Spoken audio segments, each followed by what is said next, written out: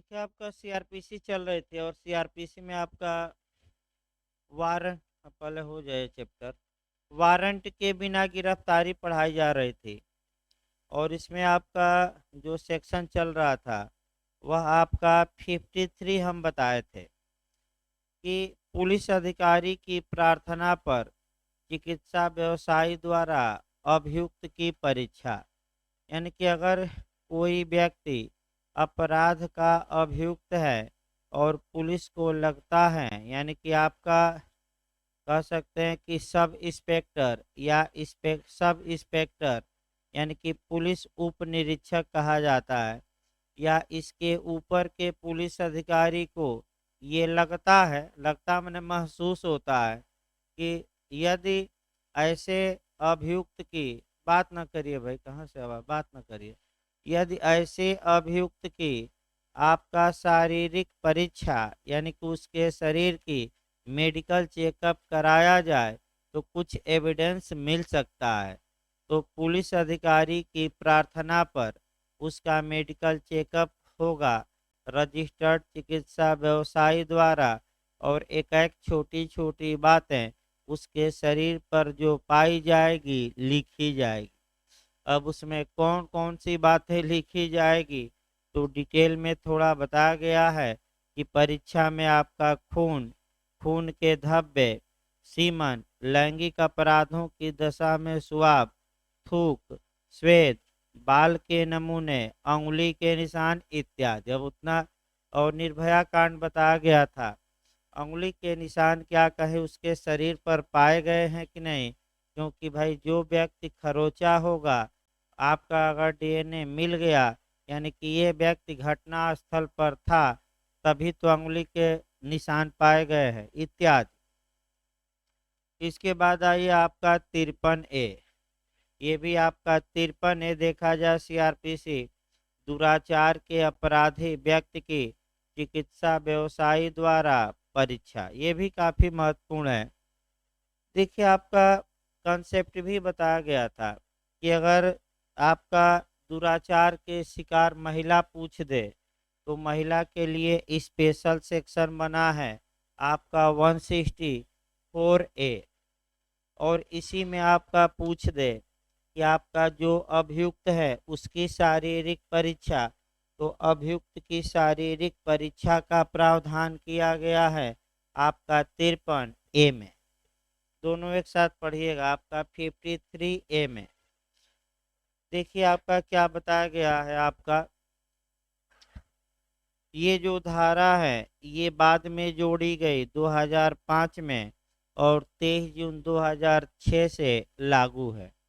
पहले आपका ये जो मामला था अभियुक्त का, ये 53 में ही आता था, लेकिन 2005 में इसको अलग कर दिया गया और 53A जोड़ी गई। तो 53 का या 53A केवल किसके लिए काम करेगी, सबके लिए नहीं, जो दुराचार का अभियुक्त है, सबके लिए नहीं।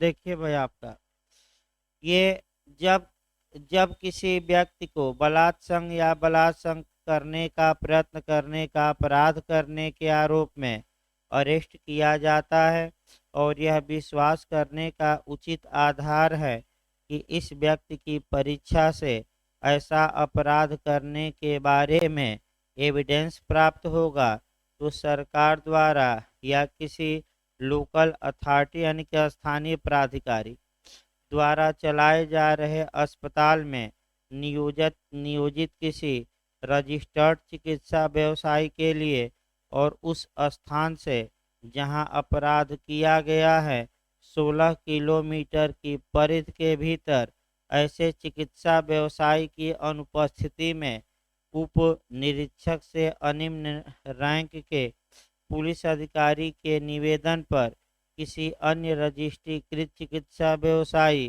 के लिए तथा सद्भावनापूर्वक उसकी सहायता के लिए तथा उसके निर्देश के अधीन कार्य कर रहे किसी व्यक्ति के लिए ऐसे गिरफ्तार व्यक्ति की ऐसी परीक्षा करना और उस प्रयोजन के लिए उतनी शक्ति का प्रयोग करना जो उचित हो, यानी कि शक्ति का प्रयोग भी किया जाएगा इसका मतलब ये देखिए इसमें एक एक करके भाई, यानी कि पहला नियम ये मिला, दो नियम, दो तीन लाइन बस जानना है। पहला लाइन ये आपको जानना है कि कोई दुराचार का अभियुक्त है, वह अरेस्ट कर लिया गया है, यानी कि वह गिरफ्तार कर लिया गया है, या दुराचार किया है, या दुराचार का प्रयास किया है।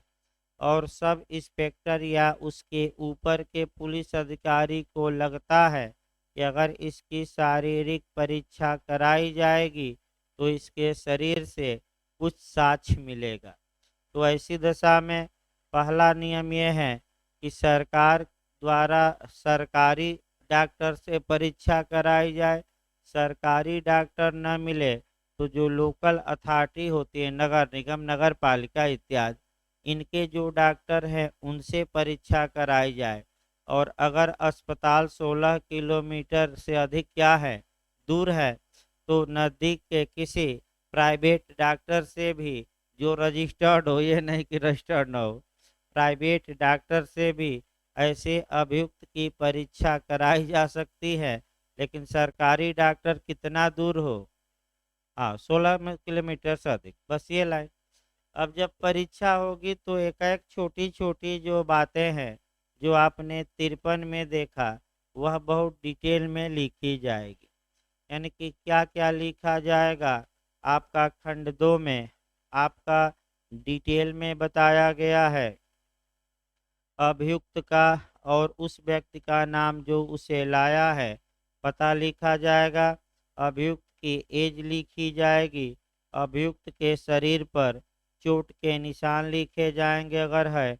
डीएनए प्रोफाइल के लिए अभियुक्त से ली गई सामग्री, यानी कि डीएनए के लिए, मैं डीएनए टेस्ट के लिए खून लिया गया, या अभियुक्त का मांस लिया गया, एक बाल तोड़ा गया है शरीर से, क्योंकि सबसे डीएनए मिलता है, ये भी लिखा जाएगा।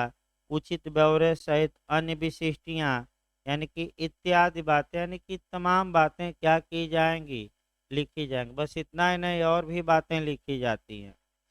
खंड 3 ये कहता है कि रिपोर्ट में संक्षेप में वे कारण अभिलिखित किए जाएंगे जिसमें प्रत्येक निष्कर्ष निकाला गया है। चौथा खंड है परीक्षा प्रारंभ और समाप्ति का समय अंकित रहेगा, यानी कि कब मेडिकल चेकअप शुरू हुआ और कब मेडिकल चेकअप क्या हुआ, समाप्त, कितना टाइम लगा बीच में पता लग जाएगा। इसके बाद आपका अंतिम पढ़ना नहीं है। रिपोर्ट भेजी जाएगी, और जो मजिस्ट्रेट को रिपोर्ट भेजी जाएगी पुलिस रिपोर्ट 173(2) के तहत, ये रिपोर्ट भी पुलिस उसी के साथ मजिस्ट्रेट को क्या करेगी, भेजेगी। तो बहुत महत्वपूर्ण नहीं है, आपका थोड़ा बहुत ही जानना है। आइए 54 देखा जाए भाई।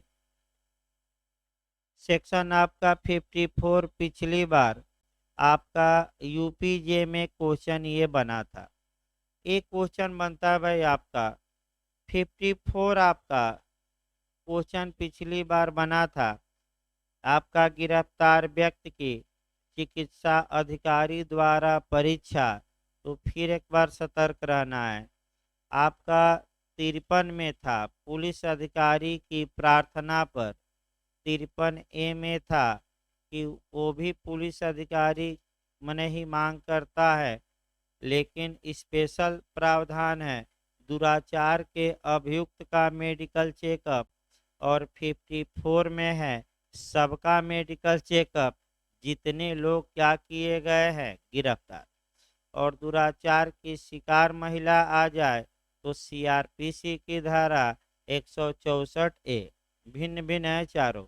यानी कि जैसे कोई व्यक्ति गिरफ्तार होता है तो अमूमन उसका मजिस्ट्रेट के समक्ष पेश किए जाने से पहले उसका शारीरिक परीक्षा कराई जाती है, ताकि बीमार हैं कि क्या है ये पता लगे। मान लीजिए हार्ट अटैक ही हो गया, शाक मार दिया गिरफ्तारी करने पर, बीपी बहुत हाई हो गई, कहीं मर न जाए, तो अस्पताल ले जाएंगे पुलिस वाले कि मजिस्ट्रेट के हैं। अब तो भाई इसीलिए चेकअप जरूरी है। कई लोग फर्जियों कहते हैं कि बड़ी उलझन हो रही है, तो पुलिस वाले तुरंत कहाँ ले जाते हैं, अस्पताल। तो सर देखिए पुलिस का भी अस्पताल होता है आपका भाई, या तो रजिस्टर्ड डॉक्टर के या तो सरकारी डॉक्टर के पास ले जाइए, या रिजर्व पुलिस लाइन नज़दीक है तो वहाँ भी आपका पुलिस लाइन में भी पुलिस वालों का डॉक्टर बैठता है, वहाँ भी पेश कर सकते हैं, या जाकर आपका और जगह पेश करिए। यानी कि आपका देखे होंगे अस्पताल कभी जाइए तो पुलिस वाले भी दो चार कैदियों को लेकर आए रहते हैं हथकड़ी लगाकर, इसलिए आए रहते हैं कि इनका क्या कराना है, मेडिकल चेकअप। तो देखिए आपका पिछली बार ये क्वेश्चन आया है, चिकित्सा व्यवसाय द्वारा चिकित्सकीय परीक्षण तो किस सेक्शन में है, 54। अब देखिए बेर,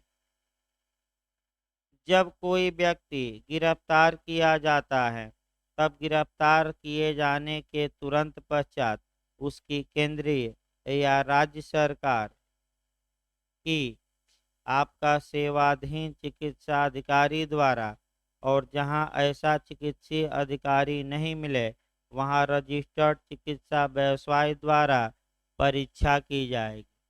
यानी कि भाई अगर गिरफ्तार किया गया है तो गिरफ्तारी के तुरंत बाद केंद्र सरकार कोई अस्पताल चला रही है, वो डॉक्टर है तो वहाँ कराइए, राज्य सरकार चला रही है तो वहाँ, और कोई सरकारी डॉक्टर न मिले तो क्या कहा गया है कि किसी प्राइवेट डॉक्टर से जो क्या हो, आपका रजिस्टर्ड हो कि न हो, यानी कि फेक डॉक्टर न हो, ये नहीं कि फर्जी डॉक्टर हो, रजिस्ट्रेशन ही नहीं है। क्योंकि कई लोग ऐसे हैं समाज में जो डॉक्टरी का काम कर रहे हैं, लेकिन मैं बता दूं वो एमबीबीएस किए ही नहीं हैं, लेकिन पूरा क्या कर रहे हैं, काम। यानी कि कंपाउंडर था, अब क्या बन गया बचवा, बउआ क्या बन गया है, डॉक्टर। किसके आधार पर डॉक्टर बउआ बन गया है, आपका कह सकते हैं कि अनुभव के आधार पर, और अनुभव के आधार पर बउआ क्या बन गया है, डॉक्टर। ऐसे डॉक्टर के पास नहीं, ये जो रजिस्टर्ड हो डॉक्टर के रूप में। अगला देखिए, परंतु जहां गिरफ्तार किया गया कोई महिला है तो फिर आ गया 54(1) का परंतु सतर्क रहना है। फिर आ गया कि महिला का मेडिकल चेकअप किसके द्वारा, तो महिला डॉक्टर द्वारा होगा। ये 54(1) का किस में दिया गया है, प्रोविजो में। अब जितने महिलाओं से संबंधित प्रावधान है फिर एक बार दिमाग में रखिए। पहला हमने बताया था 46(1) का प्रोविजो, महिला की गिरफ्तारी महिला पुलिस अधिकारी द्वारा। 46 का क्लाज 4 हम बता चुके हैं। आपका रात में भी महिला की गिरफ्तारी महिला द्वारा। फिर आपका 51 का क्लाज 2 बताया गया, महिला की तलाशी महिला द्वारा। फिर आपका 53 में बताया गया कि महिला का मेडिकल चेकअप किसके द्वारा, महिला डॉक्टर द्वारा। और फिर आ गया 54 में कि अगर कोई महिला गिरफ्तार है उसका मेडिकल चेकअप कराना है तो उसका मेडिकल चेकअप भी महिला डॉक्टर द्वारा किया जाए। 4-5 प्रावधान मिल चुके हैं अब तक। अगला देखिए, इसके बाद आइए 54A, छोड़ दीजिए इसको, इतना पर्याप्त है। 54A से भी आपका लगातार क्वेश्चन बनता है, और अभी BHU LLM में भी बना था, यूपी APU में भी बन चुका है, जे में भी बन चुका है। सिना आपका गिरफ्तार व्यक्ति की शिनाख्त या आइडेंटिटी या पहचान या अनन्यता, उसको लिख लीजिएगा, अनन्यता भी कहा जाता है। गिरफ्तार व्यक्ति की शिनाख्त या उसको दूसरी भाषा में अनन्यता भी कहा जाता है, या उसको और भाषा में बैठिए हो, और इधर बैठिए, इधर आ जाइए, और भाषा में जो कहा जाता है पहचान, आइडेंटिटी या शिनाख्त। अब यहाँ से आपका BHU LLM में पूछा गया था कि शिनाख्त कौन करवा सकता है, तो कार्यपालक मजिस्ट्रेट, यानी कि मजिस्ट्रेट करवा सकता है। वैसे शिनाख्त आपका आम आदमी भी करा सकता है, पुलिस भी, मजिस्ट्रेट भी, इसमें कोई शक नहीं है। लेकिन CRPC कहती है कि अगर शिनाख्त या पहचान की कार्यवाही मजिस्ट्रेट के समक्ष संपादित की जाती हैं तो वह अच्छी मानी जाएगी, संपादित की जानी चाहिए। अब इसके साथ आपका कई धाराएं और कई पैरा पढ़ना है। देखिए ध्यान से भाई, केवल 54A से ही काम नहीं चल जाएगा। आपका कंसेप्ट बनाने के लिए देखिए सीआरपीसी में धारा फिर 2 बार मिलेगा भाई, बेयर एक्ट में धारा। ये जो सेक्शन आपको दिया रहेगा ये 2 बार दिया है, तो सतर्क रहिए। 54A और 54A पहली बार वाला केंद्रीय संशोधन है, और तो जो दूसरी बार आपका 54A लिखा गया है बेयर एक्ट में, वह उत्तर प्रदेश राज्य का संशोधन है। तो ये नहीं कि आपका उत्तर प्रदेश में न पूछे तो न मारिए। केंद्रीय यानी कि जो 54A आप पढ़ेंगे वो कैसा संशोधन है, केंद्रीय। और उसके बाद एक जो 54A मिलेगा वह किसने संशोधन करके रखा है, राज्य सरकार। तो केंद्रीय पढ़ेगा, उत्तर प्रदेश में पढ़ना तो 54A हम बता देंगे, लेकिन मुख्य रूप से हम कौन पढ़ेंगे, केंद्र का संशोधन। इसी के साथ आपका सीआरपीसी की धारा 291A, ये तो सही है ना, ये है कि नहीं, यही है आपका। 291A पढ़ना है। और इसी के साथ आपका सीआरपीसी की धारा 463, एक बार देखिए तो भाई गलत ना होना, नहीं तो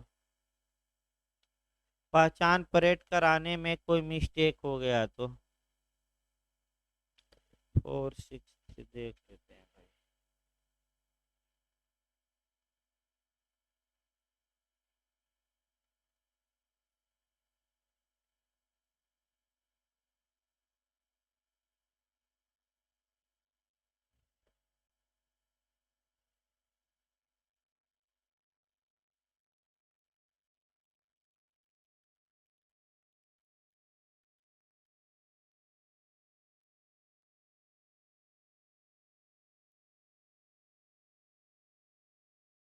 नहीं ये नहीं, ये तो 164 ये धारा नहीं, एक सेकंड।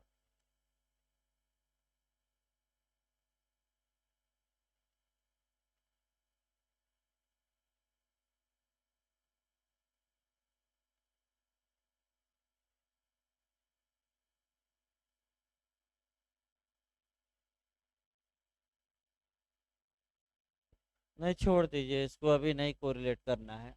ये दूसरा देखिए भाई, आपका सीआरपीसी की धारा 54A और दूसरा आपको पढ़ना है 291A। इसी के साथ साक्ष्य अधिनियम भी आपको पढ़ना पड़ेगा। और साक्ष्य अधिनियम की मुख्य रूप से धारा 9, जिसमें कि पहचान की कार्यवाही को एविडेंस में रेलेवेंट बनाया गया है, उचित बनाया गया है, सुसंगत बनाया गया है। और पहचान आपका किसकी होगी, आपका व्यक्ति की भी पहचान होती है और आपका वस्तु की भी। पैरा देखिए तो पैरा में भी आपका है ना 116 है कि 17 है।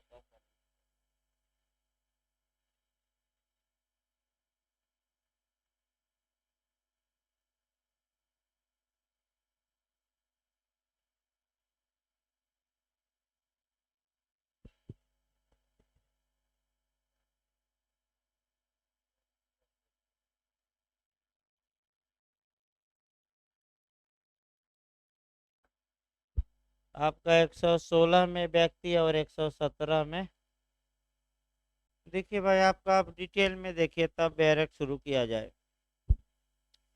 अनन्यता या पहचान या शिनाख्त का मतलब होता है कि उस व्यक्ति या वस्तु को उसी रूप में स्थापित करना। उसी रूप में स्थापित करने का मतलब ये हुआ कि जब कोई अभियुक्त कोई अपराध किया है और पहले से उसे न तो लोग पहचानते हैं न उसका नाम जानते हैं, तो ऐसी दशा में अन्वेषण के दौरान ये कार्यवाही संपादित कराई जाती है ताकि प्राइमा फेसाई या प्रथम दृष्टया ये कम से कम अन्वेषण में डिसाइड किया जाए कि किसने अपराध किया। जैसे कि उदाहरण के रूप में मान लीजिए 5 व्यक्ति में से किसी एक ने अपराध किया है और जो पीड़ित या गवाह है उसको चेहरा तो देखे हैं या उसकी स्टाइल देखे हैं, आवाज़ सुने हैं, कोई चिन्ह शरीर पर देखे हैं, कैसा कपड़ा पहना है ये देखे हैं, लेकिन पहले से उसको पहचानते नहीं और अपराध करके अभियुक्त क्या हो गया है, फरार। ऐसी दशा में जब 4-5 लोग पकड़े जाते हैं तो ये होता है कि इनमें से कौन व्यक्ति था प्राइमा फेसाई, तो जो देखा है उसको बुलाकर पहचान परेड कराई जाती है और 5-7 लोगों में से जैसे ही उसको पहचान लिया व्यक्ति अलग करके और उसके खिलाफ आगे कार्यवाही बढ़ाई जाती है। आपका व्यक्ति की भी पहचान होती है, वस्तु की भी होती है। एक वस्तु का देख लिया जाए, जैसे कि मान लीजिए कोई औरत है और उसका कोई गहना चोरी हो जाता है और या कान की बाली ही चोरी हो जाती है। पुलिस 10 बाली कान की एक अभियुक्त के पास बरामद करती है, तो किसकी कौन सी बाली है, अब इसके लिए वस्तु की क्या कराई जाएगी, पहचान। तो आपका पहचान पिछली बार जो एमपी में पूछा, क्या फोटो मिलाकर पहचान हो सकती है कि नहीं हो सकती है?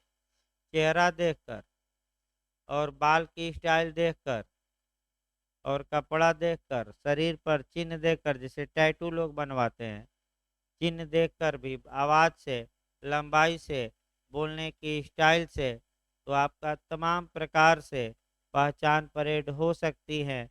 डीएनए टेस्ट भी अब आ गया है कि न हो तो डीएनए क्या करिए, मिला लीजिए, तमाम चीज़ें हैं। तो वस्तु की भी पहचान सुसंगत है, व्यक्ति की भी। आपका किस धारा में, एवं साक्ष्य अधिनियम की धारा आपका 9 में।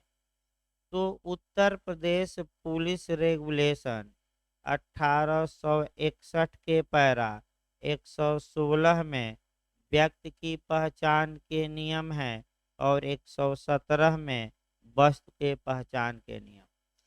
अब ये है कि सेक्शन 54 जो है सीआरपीसी, वह बताता है कि जो भी पहचान परेड कराई जाएगी वह मजिस्ट्रेट द्वारा कराई जाएगी और जिस मजिस्ट्रेट ने पहचान परेड संपादित कराई है उस अगर आप सामान्यतः उसे बुलाना आवश्यक नहीं है और उस वह दस्तावेज पेश कर देना ही पर्याप्त माना जाएगा।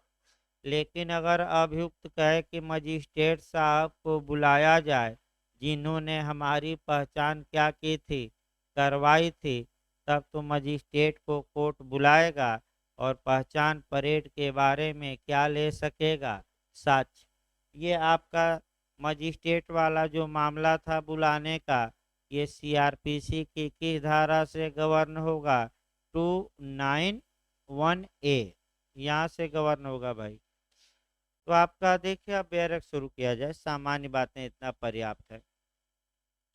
जहाँ कोई व्यक्ति कोई अपराध करने के आरोप पर गिरफ्तार किया जाता है और किसी अन्य व्यक्ति या व्यक्तियों द्वारा उसकी शिनाख्त ऐसे अपराध के अन्वेषण के लिए आवश्यक समझी जाती है, तो न्यायालय जिसकी अधिकारिता है पुलिस थाने के भार साधक अधिकारी के निवेदन पर गिरफ्तार किए गए व्यक्ति को ऐसी रीत से जो न्यायालय ठीक समझता है किसी अन्य व्यक्ति या किन्हीं अन्य व्यक्तियों से शिनाख्त कराने का आदेश देगा कि शिनाख्त कराई जाए। आपका परंतु नहीं देखना आपका शिनाख्त के लिए, इसके बाद आपका मानसिक स्वरूप वीडियो फिल्म तैयार की जाएगी अगर मानसिक रूप से अक्षम है तो। इसके बाद आपका मैंने यूपी में जो संशोधन है आपका फिर 54 एक लिखा गया है बेरेक्ट में और किसी किसी में नहीं भी लिखा गया है, जैसे हमारे में है तो आपका लिखा नहीं है यूपी में संशोधन, लेकिन कई जगह लिखा भी मिलेगा। तो अगला 54 रहेगा वो केवल किसके लिए काम करेगा? यूपी के लिए। अगला देखिए धारा 55 सेक्शन 55 आपका उत्तराखंड में और यूपी जे एपीओ के मेंस में पूछा जा चुका है। ये क्वेश्चन आपका उत्तराखंड एपीओ मेंस में आ चुका है भाई 55 से। देखिए आपका क्या पूछा गया था और आपका 10-12 लाइन ही लिखना था। ये पूछा गया था कि जो पुलिस अधिकारी किसी व्यक्ति को वारंट के बिना गिरफ्तार कर सकता है तो क्या वह अपने अधीनस्थ को इसके लिए अथराइज या प्राधिकृत कर सकता है? अगर प्राधिकृत करता है तो उसकी प्रक्रिया बताइए। तो मैं सिद्धांत भी बताया था कि दो धाराओं में सिद्धांत है आपका धारा 55 और 74।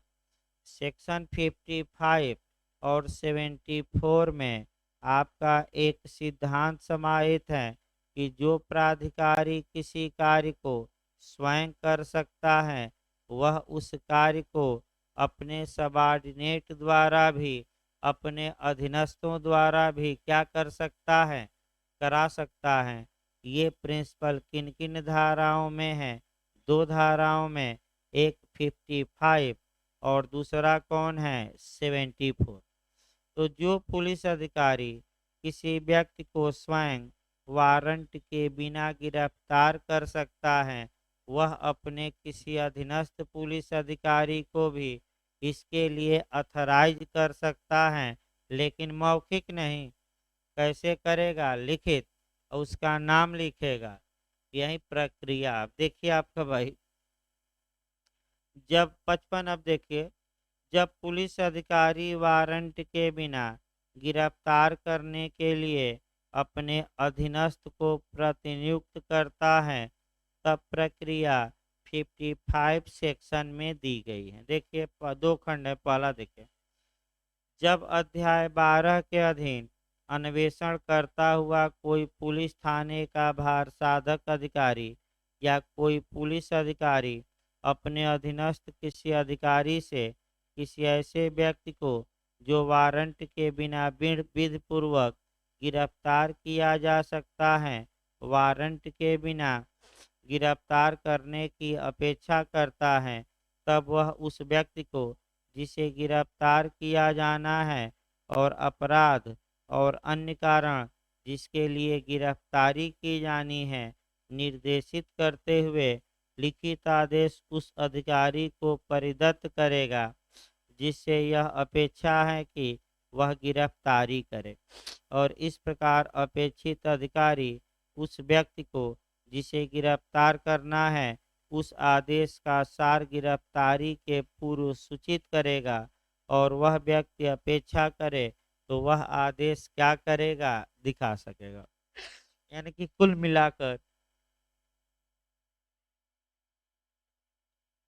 मिलाकर 2-3 लाइन में ये आपका निकला निष्कर्ष कि जो पुलिस अधिकारी आपका अन्वेषण कर रहा है या अन्य कोई पुलिस अधिकारी आपका अपने अधीनस्थ को किसी व्यक्ति को वारंट के बिना गिरफ्तार करने के लिए अथराइज कर सकता है, प्राधिकृत कर सकता है, लेकिन ऐसा वह लिखित में करेगा।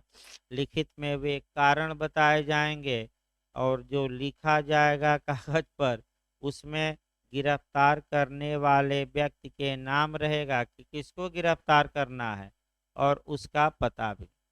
तो जिस व्यक्ति को अथराइज किया गया है आपका वह व्यक्ति ऐसे व्यक्ति को वारंट के बिना गिरफ्तार करने की क्या रखता है? अब क्षमता। और जब व्यक्ति गिरफ्तार हो जाए तो गिरफ्तारी के पूर्व वारंट का सार बताया जाएगा। यानी कि गिरफ्तारी के पूर्व क्या बताया जाएगा? वारंट की मुख्य मुख्य बातें, और तब क्या कर लिया जाएगा? गिरफ्तार। आपका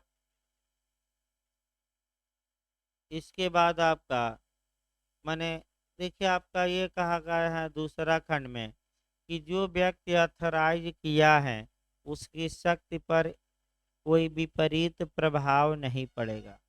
इसका मतलब एक लाइन में हुआ कि भले ए ने बी को अधिकार दिया कि तुम जाकर हमारे बदले क्या करो, दूसरे को गिरफ्तार, लेकिन ए का भी पावर अभी बना हुआ है कि समाप्त हो गया? बना हुआ है। खंड 2 बताता है कि ए के पावर पर कोई विपरीत प्रभाव, और ये चाहे तो ये भी वारंट के बिना क्या कर सकता है, गिरफ्तार। ये नहीं कि अधिकार दे दिया तो पूरा समाप्त हो गया। तो आपका 55 के साथ चूंकि 70 बैरक पर ही लिख लीजिए, 74 पढ़ी जाती है, तो 74 भी एक लाइन देख लिया जाए, क्योंकि सेम सिद्धांत उसमें भी आपका समाहित है। देखिए, अब एक उदाहरण देखिए। मान लीजिए एसपी साहब के नाम गिरफ्तारी का वारंट जारी किया गया, तो एसपी साहब खुद जाकर वारंटी को क्या करें, गिरफ्तार। तो क्या एसपी साहब अपने अधीनस्थ यानी कि डीवाईएसपी या दरोगा जी कांस्टेबल को अथराइज कर सकते हैं कि नहीं कि जो गिरफ्तारी का वारंट हमारे नाम जारी किया गया है, तुम ही लोग निष्पादित करो, तुम ही लोग जाकर क्या करो, गिरफ्तार। कर सकते हैं कि नहीं? तो कर सकते हैं। तो सेक्शन रट कर जाना है, कौन सा? 74। कौन सा सेक्शन है? 74।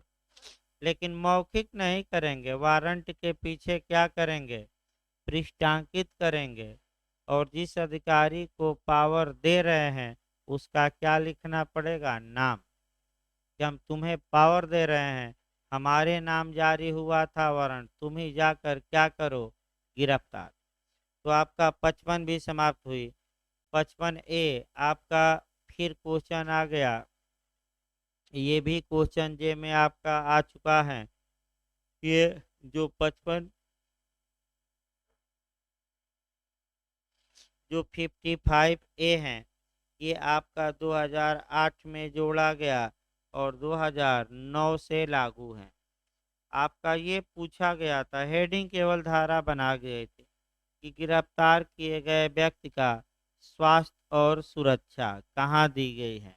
तो 55A यानी कि पुलिस का ये कर्तव्य है कि जो व्यक्ति वारंट के बिना गिरफ्तार हुआ है उसके स्वास्थ्य और सुरक्षा का ध्यान रखे कि न रखे, रखे। जैसे कि अभियुक्त अगर मान लीजिए कचहरी, एक तो स्वास्थ्य का ध्यान रखे, अभियुक्त की तबीयत बिगड़ती है तो जल्दी से जल्दी कहाँ ले जाए, सरकारी अस्पताल। और सुरक्षा का ध्यान ये न हो कि अभियुक्त आत्महत्या कर ले या स्वयं को नुकसान पहुंचा ले, या ये न हो कि आम जनता पुलिस अभिरक्षा में अभियुक्त को घेर ले और वहीं आपका मारना शुरू करे, जैसे कि वकील साहब लोग करते हैं। जब बौखलाए रहते हैं तो कचहरी में क्या करते हैं, मुलजिम को घेर लेते हैं और वहीं कूट देते हैं धान जैसे। कई बार विवाद हुआ है भाई, कई बार आपका ऐसा विवाद हुआ है, जैसे कि मान लीजिए वकील साहब को धमकी दिया है और आपका ये भाई मोबाइल भाई वाइब्रेट कर लीजिए। मान लीजिए वकील साहब को धमकी दिया है और आपका वकील साहब एफआईआर करवाए, अभियुक्त पकड़ कर लाया गया, मजिस्ट्रेट के यहाँ पेश हो रहा है, तो वकील साहब बाहर तो कुछ नहीं करे, लेकिन कोर्ट के अंदर क्या करेंगे, कैंपस में घुसते ही 20 वकील घेर लिए और लगे लात जूता पैजामा से क्या करने, पैजामा नहीं भाई, चप्पल लात जूता घूसा से मारने लगे। और जब देखे दो चार वकील कि आपका कुछ हुआ हुआ वकील कर रहे हैं तो और आ जाएंगे, वो कारण नहीं देखेंगे, मारो तो मारो। वकील साहब मार रहे हैं तो वकील साहब को कुछ बोला होगा। तो वकीलों से बड़ा गुंडा कोई नहीं होता। पुलिस भी थोड़ा डरती है तो वकीलों से और किसी से नहीं डरती, क्योंकि वकील साहब हैं, थाना घेर लेंगे तो क्या हो जाएगा भाई, विवाद हो सकता है, न्याय कार्य ठप हो सकता है। इसका सबसे अच्छा उदाहरण दिल्ली है, जहाँ की पुलिस वाले ही वकीलों से क्या मांगने लगे, न्याय कि वी वांट जस्टिस, यानी कि जो न्याय कर रहा है वही क्या मांग रहा है। आपका कमिश्नर साहब के हजारों पुलिस वाले बैठ गए थे, जब दिल्ली कांड हुआ, माने दिल्ली में वकील और पुलिस के बीच हुआ था झड़प। तो आपका ये बताया गया कि आपका माने कि स्वास्थ्य और सुरक्षा पूछा गया है, सेक्शन रट कर जाना है, कौन सा है? 55A। भाई सेक्शन रटना पड़ेगा इधर। अब आइए 56 देखा जाए भाई, बिहार का ही क्वेश्चन है 56 भी। गिरफ्तार किए गए व्यक्ति का मजिस्ट्रेट या पुलिस थाने के बाहर साधक अधिकारी के समक्ष ले जाया जाना। यानी कि अगर कोई प्राइवेट व्यक्ति किसी व्यक्ति को गिरफ्तार किया है तो निकटतम पुलिस को सौंप दे जल्दी से जल्दी, और निकटतम पुलिस कोई न मिले तो थाने पर ले जाए और थाने की पुलिस को सौंप दे। अगर पुलिस ने गिरफ्तार किया है या पुलिस को सौंप दिया गया है तो पुलिस का ये कर्तव्य है कि जितना जल्दी से जल्दी हो सके आपका उसको मजिस्ट्रेट के समक्ष क्या करे, पेश। अब ये न कहेगा कि 56 में 24 घंटा, अगली धारा आएगी। यानी कि आपका ये देखिए, इसी में गलती होता है लोगों से भाई, बिहार जे में भी आया था। अगर समय का उल्लेख न करे और ये लिखा रहे, पॉइंट पकड़िए, कि पुलिस द्वारा गिरफ्तार व्यक्ति को अविलंब, अविलंब मतलब बिना विलंब के मजिस्ट्रेट के समक्ष पेश किया जाना चाहिए, तो 56 मार्कर आइएगा। और इसी में अगर टेक्निकल क्वेश्चन ये आ जाता है कि 24 घंटे के अंदर पेश करना चाहिए गिरफ्तारी के, तो एक सेक्शन आगे बढ़ जाइएगा। कौन सा सेक्शन? 57। तो आपका पूछा भी गया था, फिर हम बता दें बिहार जे में इसी बार आया भी था। देखिए 57, अब देखिए, गिरफ्तार किए गए व्यक्ति का 24 घंटे से अधिक निरुद्ध न किया जाना।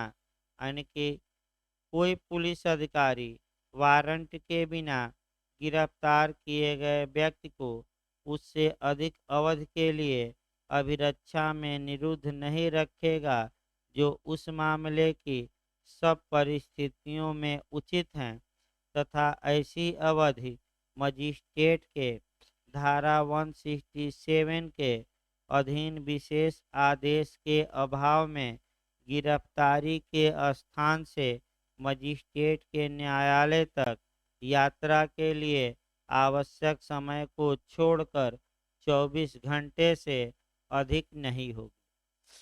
देखिए आपका जो बेयर एक्ट की भाषा है वो काफ़ी मिक्स कर दी गई है इधर से उधर, लेकिन आपका सीधे इसका अर्थ निकालना है। पहला अर्थ ये निकालना है कि पुलिस जल्दी से जल्दी पेश करे, और आपका अगर 24 घंटा पुलिस बने 24 घंटा हो गया तो हर हाल में पेश करे, लेकिन 24 घंटे में जो गिरफ्तारी जहां से हुई है और न्यायालय मजिस्ट्रेट के समक्ष लाने में जो समय लगा है वह जोड़ा जाएगा कि नहीं जोड़ा जाएगा? वो जोड़ा नहीं जाएगा। मान लीजिए कि 5 घंटा समय लगा, तो 24 और 5 कितना हो जाएगा? 29। क्योंकि वो जो 5 घंटा यात्रा में लगा है आपका कानून कहता है कि वह ऐड नहीं किया जाए।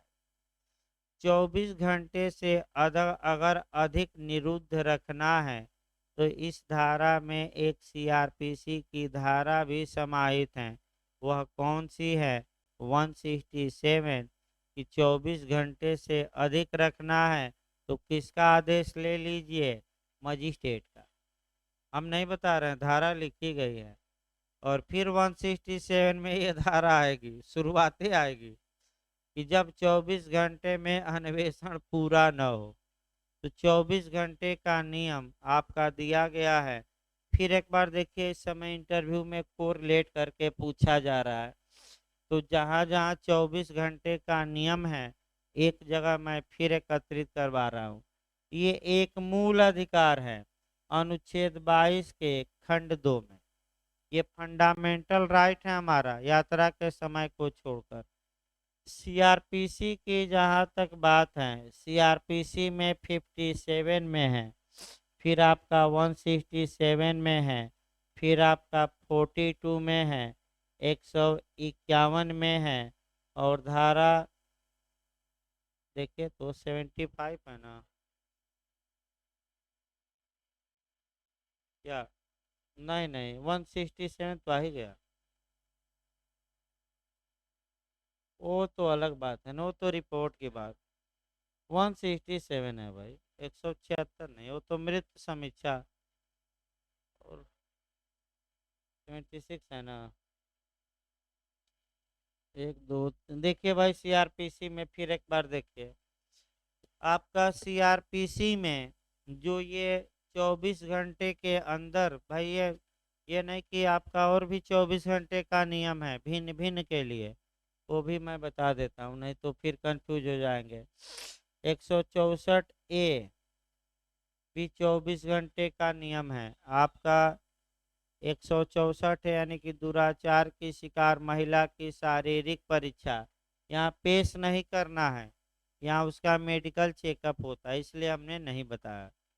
और भी हैं 24 घंटा, लेकिन हम केवल ये बताएंगे कि जब गिरफ्तार हो गया है तो मजिस्ट्रेट के यहाँ क्या किया जाए, पेश। और अधिकतम कितना समय तक वार माने पुलिस मजिस्ट्रेट के आदेश के बिना रख सकती है, 24 घंटा। उससे अधिक रहना है तो मजिस्ट्रेट के यहाँ पेश करो और उसका क्या लो, आदेश। यही भिन्न भिन्न, फिर एक बार समझिए, भिन्न भिन्न उद्देश्यों के लिए आपका भिन्न भिन्न धाराएं बनी हैं, और सभी धाराओं को एक साथ आपका पढ़ना है। एक एक लाइन हम फिर बता दें, एक बार दिन बताए थे हम। आपका पहली धारा 57 है। 57 तब लागू होगी जब किसी व्यक्ति को वारंट के बिना गिरफ्तार किया गया हो, यानी कि मजिस्ट्रेट के आदेश के बिना या वारंट के बिना। लेकिन यही तुरंत आपका कर लेना है, यदि किसी व्यक्ति के खिलाफ वारंट जारी हुआ हो और पुलिस ने उसे अरेस्ट किया हो तो तुरंत सेक्शन चेंज होगा, नियम चेंज नहीं होगा। कौन सेक्शन आ जाएगा, 76। तो गिरफ्तारी के कितने घंटे के अंदर पेश करिए, 24। अब आइए, अगर पुलिस निवारक गिरफ्तारी करती है, यानी कि अगर पुलिस द्वारा अपराध करने के पहले ही किसी व्यक्ति को गिरफ्तार किया जाता है तो ऐसे व्यक्ति को मजिस्ट्रेट के आदेश के बिना पुलिस अधिकतम कितने घंटे तक अपनी कस्टडी में रख सकती है, 24। 24 घंटे के अंदर उसे क्या करना पड़ेगा, मजिस्ट्रेट के यहाँ पेश। अब आगे आइए, 42 में यह है कि अगर पुलिस किसी व्यक्ति को असंज्ञेय अपराध में गिरफ्तार करती है, नॉन कॉग्निजेबल ऑफेंस में अरेस्ट करती है, तो कितने घंटे के अंदर पेश करे मजिस्ट्रेट के पास या छोड़ दे, 24। असंज्ञेय अपराध में। और आपका 167 ये कहता है कि धारा 57 के तहत व्यक्ति गिरफ्तार हुआ और 24 घंटे का समय था, 24 आवर का, और 24 घंटे में अन्वेषण पूरा नहीं पुलिस कर पाई, यानी कि पूछताछ नहीं कर पाई, साक्ष्य एकत्र नहीं कर पाई, तो किस धारा की प्रक्रिया का पालन करे, 167। तो कहाँ पेश किया जाए, किसी निकटतम न्यायिक मजिस्ट्रेट के यहाँ। और जब न्यायिक मजिस्ट्रेट आदेश दे देगा अभिरक्षा में रखने का तो आप रखिए, और नहीं तो क्या करिए, छोड़िए। अब मजिस्ट्रेट जो करे उससे हमें मतलब नहीं है। अगला देखिए, 57 के बाद 58। 58 से भी आपका यूपी एपीओ में 2-3 बार क्वेश्चन बना, एक बार नहीं, आपका 2-3 बार बना है। वारंट के बिना पुलिस जितनी भी गिरफ्तारियां करती हैं उसको सूचित करेगी, किसको सूचित करेगी, जिला मजिस्ट्रेट को, या जिला मजिस्ट्रेट के निर्देश पर उपखंड मजिस्ट्रेट को, यानी कि आया डीएम को या डीएम के निर्देश पर किसको, एसडीएम को। अब देखिए कैसे घुमाकर पूछा जाता है, वहीं दिमाग लगाना है आपको भाई। ठीक है, लोग पढ़ते तो सभी लोग हैं, लेकिन टेक्निकल क्वेश्चन यहीं से निकलेगा। देखिए, वारंट के बिना जितनी गिरफ्तारियां पुलिस द्वारा की जाएगी उसकी सूचना दी जाएगी। देखिए क्या लिखता है, डीएम को, एसडीएम को, दोनों को, इनमें से कोई नहीं।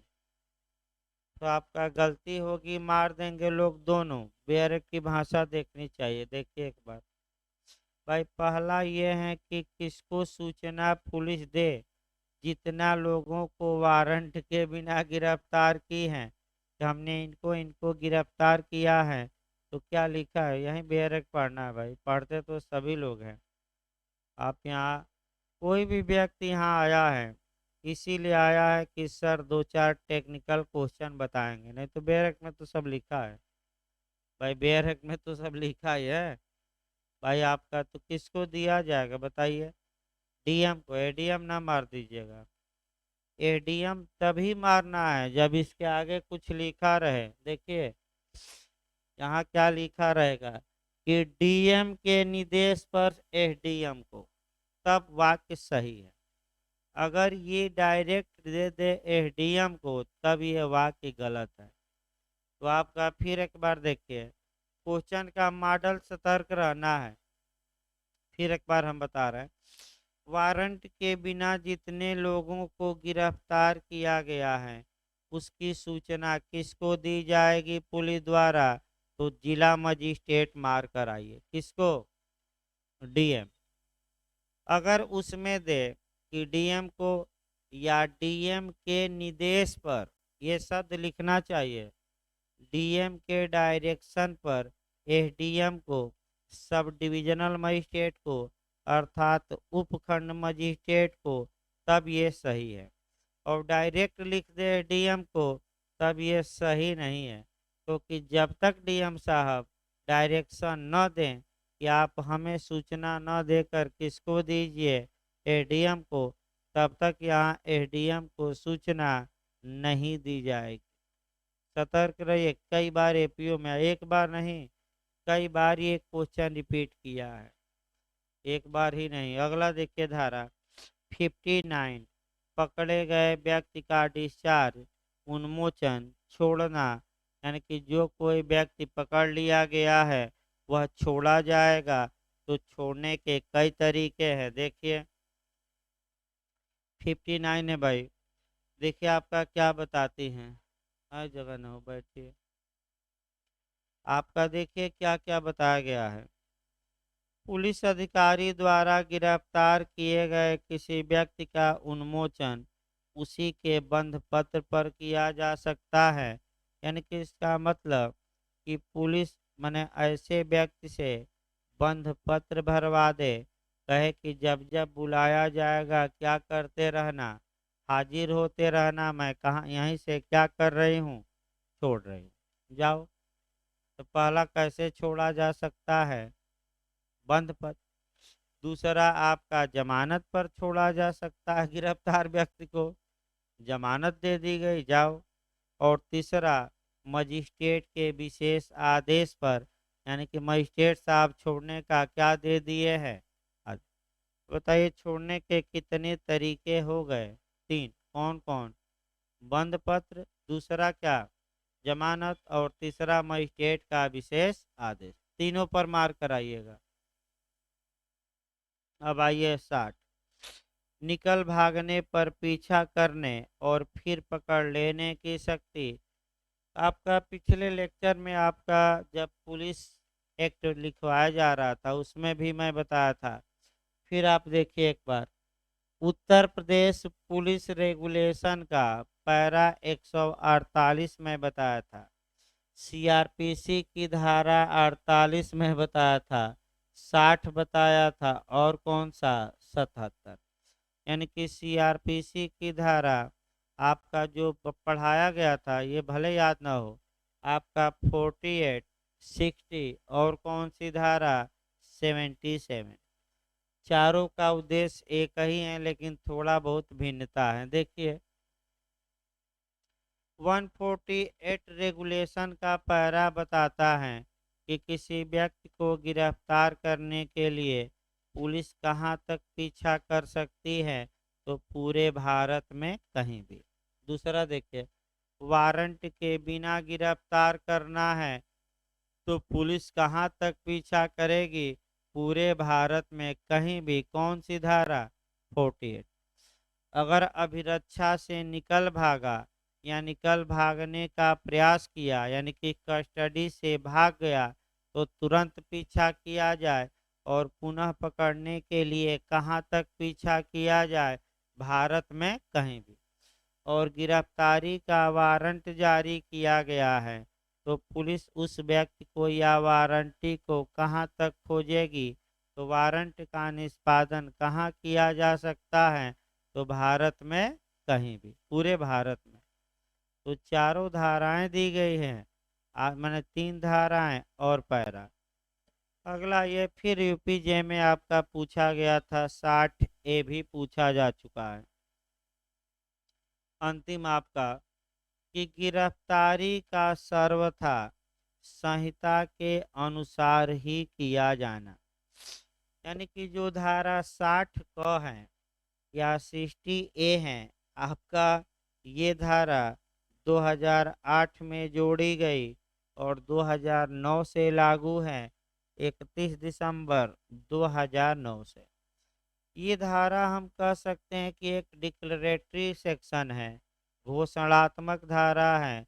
बस इस बात की घोषणा करती है कि जब भी किसी व्यक्ति को गिरफ्तार किया जाए तो जो 41 से लेकर और 60 तक में आपने प्रावधान पढ़े, उनका कठोरता से क्या किया जाए, पालन।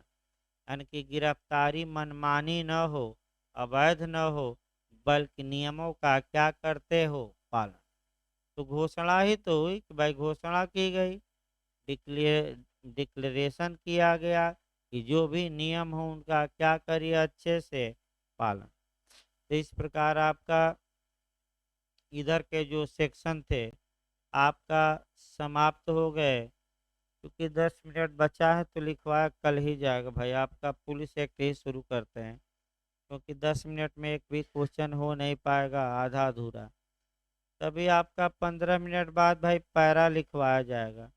और सीआरपीसी चूंकि समय लग गया आपको रिलेशन में, तो कल आप मेंस के लिए अलग से मैंने कॉपी लेते आइएगा। अब 2 या 3 दिन लिखवाया जाएगा, 7 6 क्वेश्चन 5 क्वेश्चन जो मेंस में आते हैं छांट छांट के। उसके बाद आपका लेक्चर चलेगा। इधर से भाई मेंस में एक या एक क्वेश्चन बनता है जो लिखवाया जाएगा, यहीं से आपका